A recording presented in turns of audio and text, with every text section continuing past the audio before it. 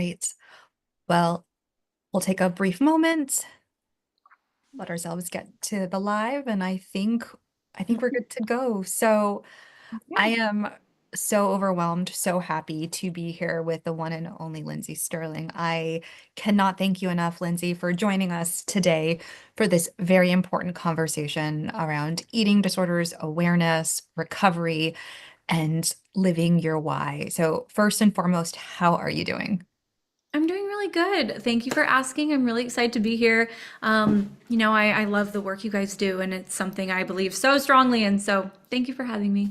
Yeah, absolutely. I have to tell you, it was quite a bit ago that I heard you share openly about your experience with your eating disorder and being a fan. Have seen you multiple times live. Oh, It was wow. Thank you. it was just very empowering as someone of lived experience myself, just seeing someone with a platform like yours, especially with your willingness around sharing your story. So my first question to you in today's conversation is why was it important? Why is it important to share about your personal experiences with mental health and eating disorders?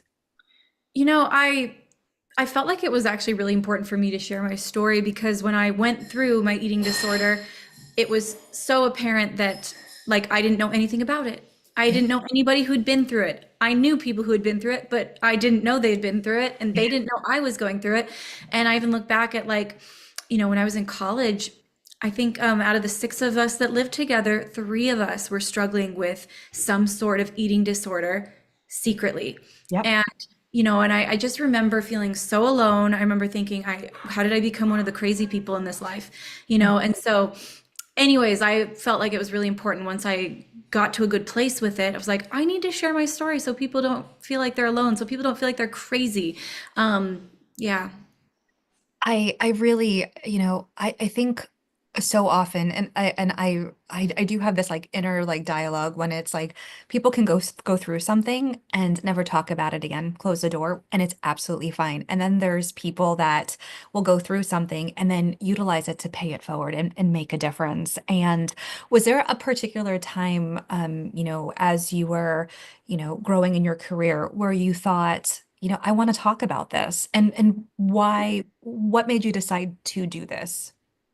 Yeah, I feel like as I started out on my artist journey, my first album was kind of like, here's experimentation. It was mostly music. The music wasn't really written about much. It was just, I think this sounds pretty. I think this sounds cool. This one's fun.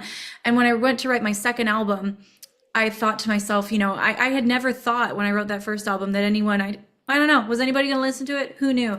And so the fact that people had gravitated towards it and that I'd gotten to stand on stage in front of people and share these songs, and I thought, this next go around with this new album, a new chance to share on stage, it's like I would like to say something that matters. I would like to say something I believe in because I've got this audience, and so it was a very like thought out choice. And and it's interesting because it came from a place of like wanting to share, wanting to give, wanting to Mhm. be authentic, but I had no idea that that would actually be such a uniting factor between me and my fans. And I think that Yeah. really the thing that changed my career a lot was when I wrote Shatter Me, this very Mhm. vulnerable, scary song to write Mhm. about an eating disorder. I feel like that's the song that went from, oh, I like that little violinist, she's kind of fun, to like, I I understand her, she understands me, and it's to this day something I'm so grateful I chose to do for because it created community rather than It did. fans. It did. It did. And I have to tell you, there's so many amazing playlists out there that are, inspirational music, recovery playlists. That song is on everyone's playlist. And it's Oh, just it's, listening to it, engaging in it, it really is motivational. And I just want to, pop on onto the chat and just share with you, Lindsay, you are a big reason for my eating disorder recovery this past year. Just wanted you to know. So I wow. think it's really important for you to know how many lives you're touching and how much hope you're bringing to so many in a place that can be very dark and very isolating, just like how you said. And so, yeah, you started to answer this, but how did music play a role in your recovery? How was it helpful?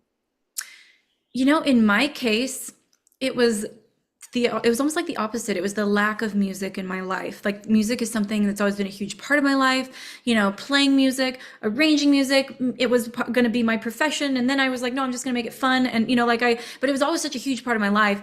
But when I was in my eating disorder, it completely fell away. And I Yeah. think because I didn't have the mental capacity to put energy into this thing that used to bring me so much joy. And so when I was starting to really figure out that there was an actual problem, it was because I was starting to put the pieces together of what was no longer in my life. One of those things was music. I just had completely let it go. Another thing was friendship. I was like, I don't really have any friends anymore, like deep rooted friends. You have to isolate yourself in order to keep a disease alive. So music and relationships was the two big things that made me very aware that like something has changed in my life.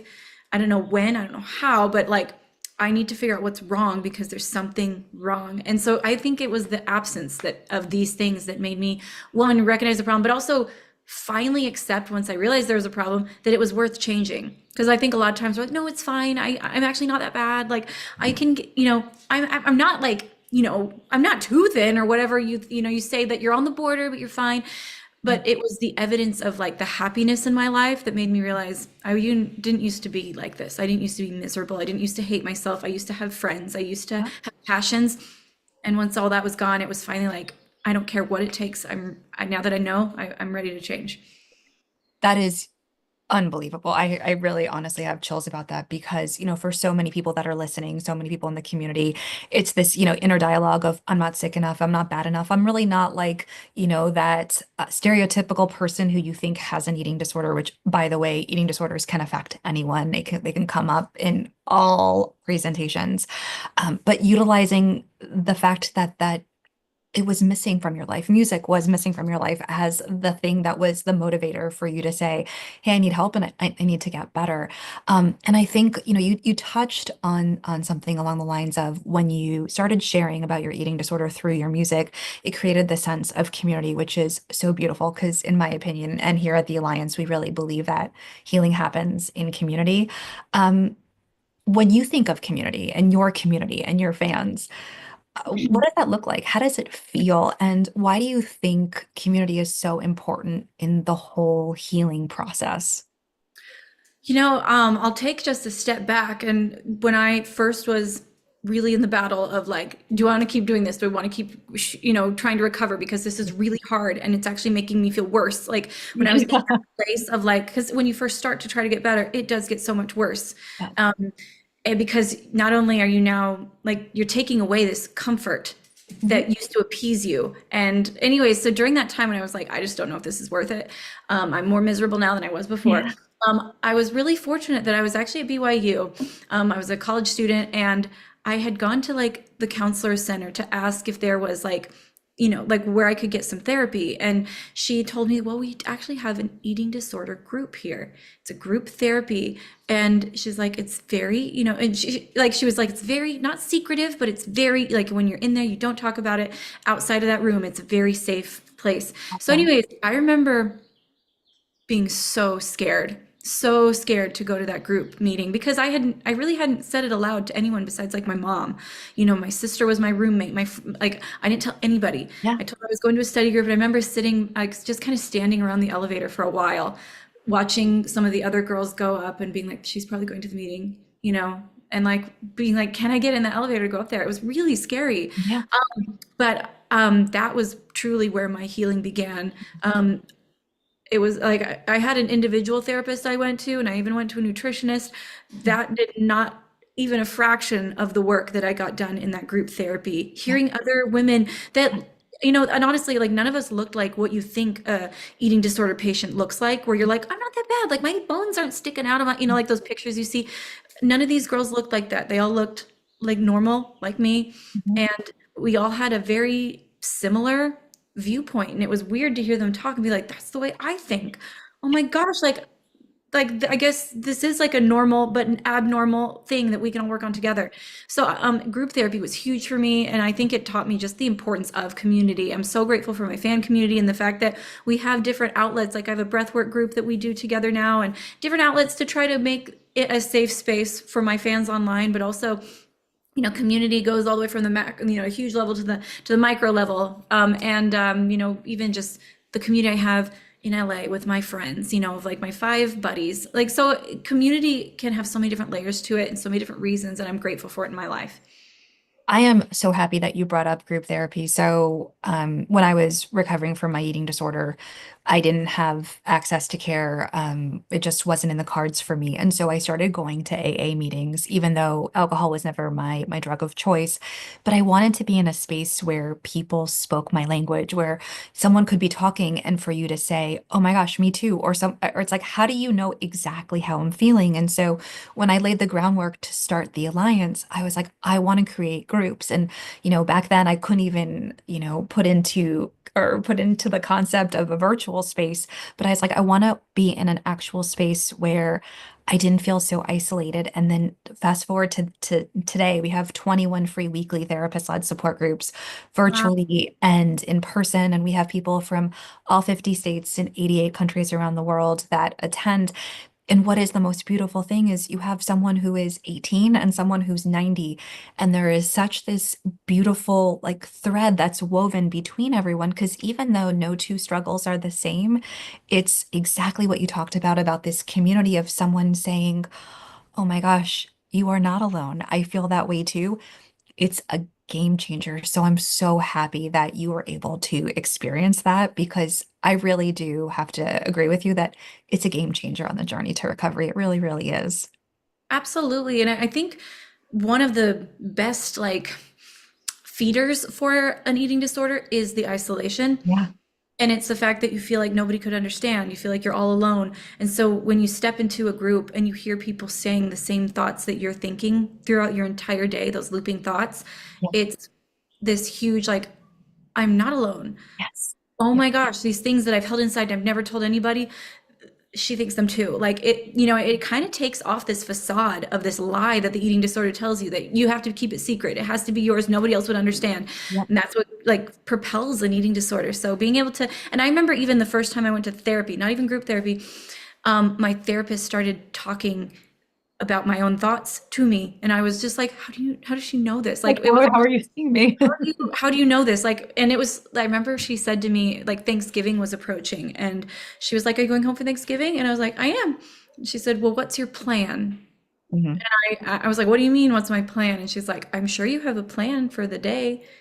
You're gonna have a huge meal presented in front of you. I bet you have," and it was like shocking to realize that I didn't even realize it, but I did have a full forced plan of Yeah. how I was gonna get through that day and what I was gonna do. And so sometimes it's all about just being able to realize that somebody else, a therapist, knew exactly what I was gonna do because she's had patients do it over and over again. You're like, oh my gosh, I'm not alone in this at all. Yeah, it's almost as if, we have these unbelievable walls that we've built, the eating disorder has built, and community connection, having access to care and support, they create these beautiful cracks where light starts to come in, and that light is just enough hope to have you take another step or make it through another moment. And so it's really phenomenal how everything about the eating disorder convinces you that you cannot talk to anyone, no one would understand, you need to like do this in isolation. But yet, when you open yourself up to community and to care and support, that's really where healing happens. And then you don't feel so alone, which is just so important. But, something that I'm reminded of a lot is, a lot of individuals with eating disorders are very black or white, all or nothing, very like, and my mom used to call me, I wasn't type A, I was like type triple A personality, is what she would say. Mhm. And yet, the journey to recovery from an eating disorder is not linear. It's not like one day you wake up and you're like, "Oh, I'm done with this eating disorder," and then you live happily ever after. It's messy and it's not perfect, but it is so amazing. So, what was your recovery process like for individuals that are in the struggle right now? How was it for you? Yeah, I mean, I think the most important thing to remember is it's going to get worse before it gets better. It's really painful to like let go of this weird comfort. And I think one of the best books I read was Life Without Ed. And I Mhm. think it just really helped me gain a perspective of like being able to see that this eating disorder was like a dysfunctional relationship that would be with me in the back of my head my whole life, and that you just have to learn to put it in its corner and put it out there. And also naming it, making it most personified helped me to realize that I'm not the broken piece. The eating disorder has come and Yeah. it's infiltrated into my life and my brain. It's the broken piece, not me. Like you, everyone listening, you are whole. You are amazing. You are wonderful. You are not broken. You never will be broken. But there's this like parasite that has come in and it's taken over you. And that's the broken part. So I think that was a huge thing for me to give myself forgiveness when I did have bad days and, realize that I need to talk to Ed, my eating disorder, about this and be like, I don't deserve that. And I feel like in the beginning it's so hard because you feel like everything you're saying is a lie because you've clocked it in your brain as truth for so long, So long. so long. But eventually, as you keep going through the, just the grit of saying it, even if you don't believe it, it's like you feel like you're walking through the motions. You feel like you're lying to yourself as you say these like, "I am enough. I don't need, my food doesn't control me." Like all these mantras that I Mhm. think you can build for yourself, they're gonna feel like lies. But eventually, if you say them enough, they start to like ring as like maybe this is true. Like it just takes a while for your brain to stop processing them as lies because they're so. But anyways, in my recovery, I think it wasn't linear. It definitely was like ups and downs, and you'd have a good month, and then you'd start to like Yep. feel bad about yourself. And I think to this day, I am a very, very like high functioning human. I don't, my eating disorder does not control my life anymore. It hasn't for a really long time. That does not mean that I don't have to be vigilant still and realize that honestly, for me, it shows up when I'm stressed. Yeah. When I feel like my life is a little bit out of control, which Mhm. honestly happens quite a lot for all of us. Yeah. So it's like these times when you just have to realize, like, I have to be more careful right now. I have to give myself more grace. I have to be more aware that I'm going to start to like patterns. They're still there. They're in the back of my head. I'm not going to let them come back. And also, I realized for me, and I don't know if this is for everybody, my eating disorder shows up in really weird ways. Sometimes, like the same way once upon a time I restricted food, I went through a period of time where I started to treat sleep the same way. It was like if the average person needs 8 hours of sleep, I bet I could get away with 6. And then I kept whittling it down till I was so, and then all of a sudden it clicked. I was like, this is my eating disorder manifesting in a totally different Yeah. restrictive way and cut that out, like cut that out, so it's funny how it's shown up in different ways. Yeah. And I just have gotten so much quicker at recognizing it. It used to take me a lot longer to be like, oh shoot, this is Ed, he's back, like, and no wonder I'm feeling this way about myself. I've gotten so much quicker at recognizing it and just being aware and being open to talk about it with now a bunch of safe people in my life, from my sisters to my mom. I'm not sharing it with everybody when I'm going through a hard time, but I have my safe people, including like a therapist that I can go to help me with these like occasional dips. Yeah. That was so beautiful. And I tend to say this a lot, we recover to life, not utopia. And it's not going to be sunshine, bunnies, and rainbows every single day. There's going to be some hard times, there's going to be some better times. But it's so damn worth it. And you had said so much that was so important and amazing.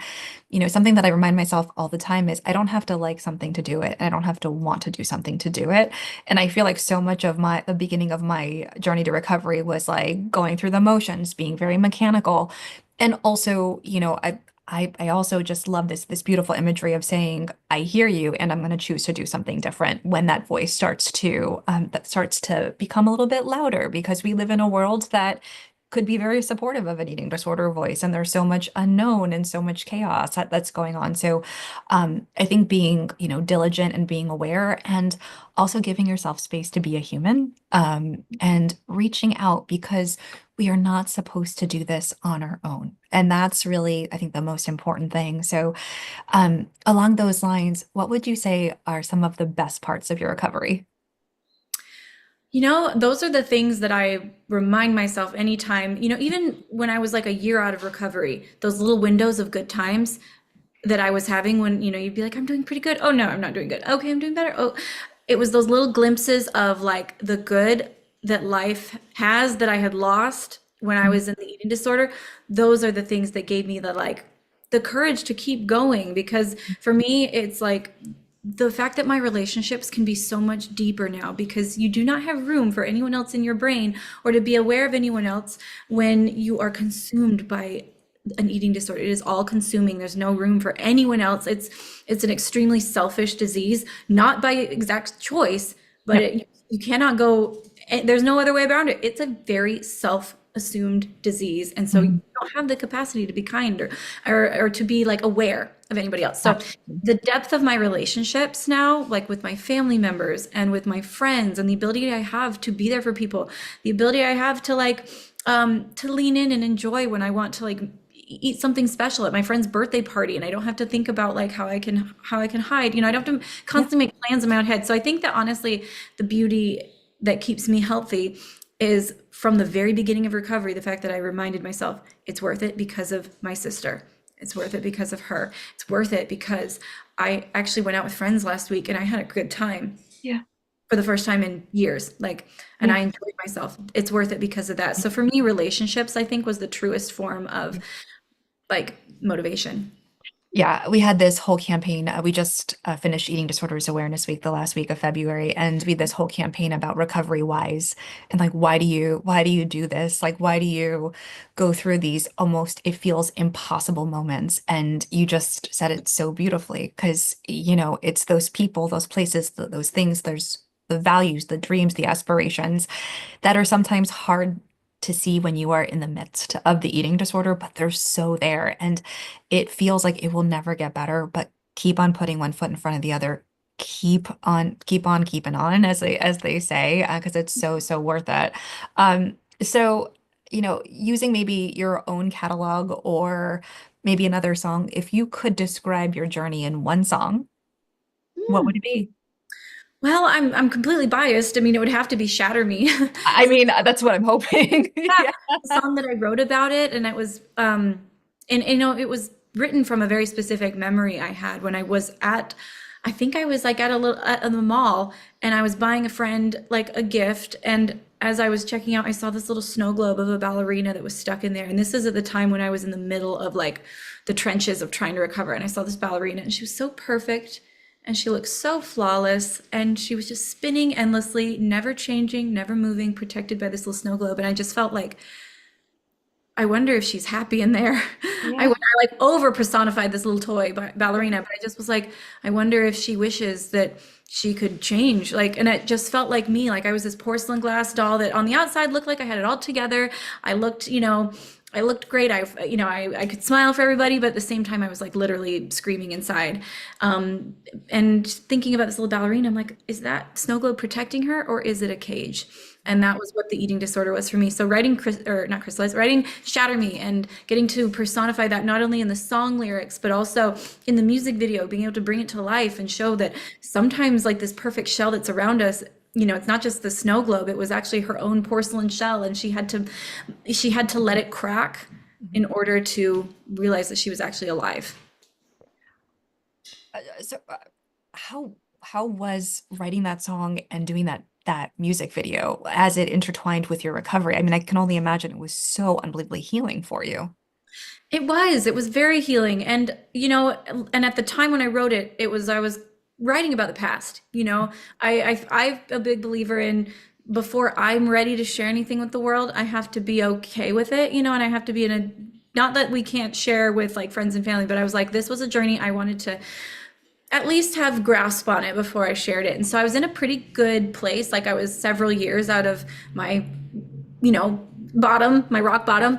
Yeah. And yeah, but it was healing. It was this beautiful reminder because I think that's important to remind yourself why you healed in the first place so that when those moments come that try to pull you backwards, you're like, no, like I believe in my story, I believe in my journey, I believe in sticking with this long term, like for my life. And so, the fact that I now get to perform that song almost every night when I'm on tour, for years now, like Shatter Me has become like I always perform it. And it's empowering and it's always been empowering in different ways as it's grown with me through the years. I have to shamelessly share, at one of your concerts, you started playing that, and in the row in front of me, maybe three seats over, there was a young woman with her dad that was sitting there, and you started playing that song, and she like put her head in her hands and just started sobbing, and the dad put his arm around her, and I just sat there and I'm like, I was about 15 years into the Alliance at this point, and I had this moment, and I like got up and I sat behind her and I said, it gets better. I promise you it gets better. And she just looked at me and she's like, how did you know? And I'm like, I know. And so I can only imagine how many of those little girls are in audiences across the globe when you're performing that song. So that's a memory that I will always hold with me. And it, makes me a little teary-eyed just because it was just such a significant moment. Because, going back to like the beginning of our conversation is it really sucks to be alone and it really sucks to struggle. And then when you just have that little bit of hope or that person that says it's going to get better or that you can, break free of this glass, like you're going to get there. And it's going to be so much better than you ever thought and so much more worth it than you ever thought. So just wanted to share that with you. Beautiful. Thank Yeah. you. Yeah. So tell us about the Upside Fund because it's amazing what you've created. Yes, the Upside Fund started with just the intent of paying people's medical bills or helping people, eliminate medical debt. Just from some of the experiences I've had with some of my loved ones, it was important for me to help people be able to pay for the care that, they didn't choose, they have to have. And then it's kind of evolved since then. Now we're focusing more not just on like eliminating medical debt or paying bills, but there's such a systematic problem with the way the system runs. And so kind of trying to move into a little bit of policy change while also, focusing more on how to prevent healthcare, Mhm. like with equitable healthcare options, with mental health accessibility, like mental health and physical health are so intertwined. Yep. So just really even looking into possible policy in the future of how we can make this place of healthcare a better place for people in the States. And that's why we were excited to talk to you because obviously mental health is a huge part of that. And, and as we know, it's something that I think most people struggle with in Yeah. some degree or another. Yeah, and I think, you talk about, inequities and access to care, there's about 29 million Americans that will experience an eating disorder in their lifetime. That's one in nine Americans. And out of everyone who struggles with an eating disorder, more than 70% will not get access to the care that they need and that they deserve. And so for many people, our groups that we have at the Alliance are the only care and support that they will get. And so we are so grateful that you and the Upside Fund have so generously agreed to match up to $20,000, which is phenomenal and amazing. And something that I think is so full circle is with the funds that we raise collectively, that will actually fund one free weekly therapist-led support group for 1 year, which will welcome around 3,000 people over the year. And so incredibly grateful. Thank you so much for believing in the work that we do. And you can find the link in the chat. But I mean, Lindsay is so generously matching dollar for dollar up to 20,000. So we thank you so much for that. Thank you for allowing us to provide this life-saving care to so many people. Of course, I was really excited to partner with you guys, and this is obviously something I believe in. And I know that I don't think I'd be the person I am today. I don't think I'd be the entertainer I am today. I don't think I would have the happiness in my life today if I hadn't had access to that free group therapy, Mhm. and then parents that at the time could help provide a therapist for me. So like it's so important. It's so, so important. We all just need a little bit of help along the way. Like we Yeah, shouldn't be expected to do this by ourselves. yeah. That's 100% right on. And my last question for you, and I promise I'll let you go after that, is if you could go back in time and talk to Lindsay in the grips of her eating disorder, what would you tell her? Oh, I would give her the biggest hug and I would promise her that this is worth it. I would promise her because I think that's the big question you ask when you're in that moment and you're like looking in the mirror trying to tell yourself that you're beautiful and like, that like almost like trying to undo the lies in your head. Yeah. And I used to do that. I'd sit and I'd look in the mirror when my roommates were all gone and I would be like, you know, you are not defined by the things you eat. You are beautiful, you are strong, you are smart. And I would like literally cry as I would like look myself in the eye and say it. And if I could go back in time, I'd be like, all of that is true. Like all of it's true. I promise you. And I promise that someday you'll know it, and just reminding that it's worth it and it's going to get better and it's going to get so much easier. And there's nothing more important that you can do with your time because it really did become like a part-time job. Like that's the time commitment it took to get better. And I was also going to school. I was also working. It was really hard to find that time to dedicate to my brain, whether it was reading books, going to therapy, going, doing personal work in my own head, like all the things. I would tell myself, this is the best investment you can make in yourself, and it will only get easier. I promise. Today is the hardest day. Tomorrow's going to be a tiny bit easier.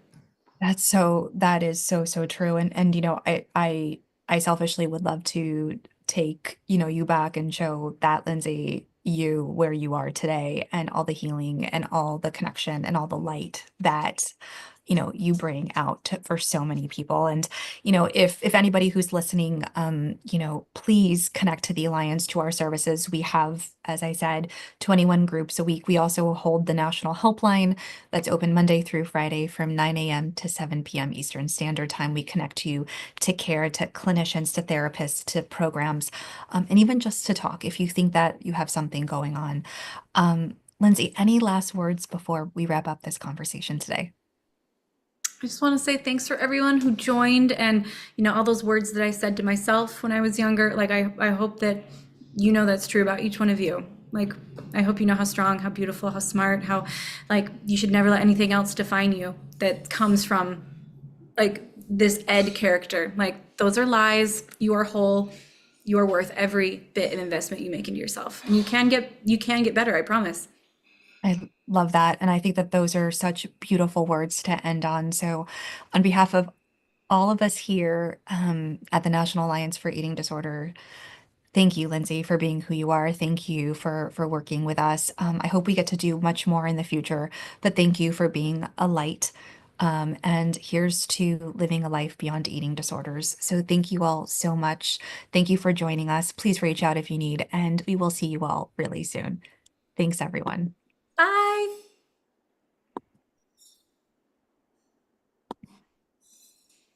All right. That's it.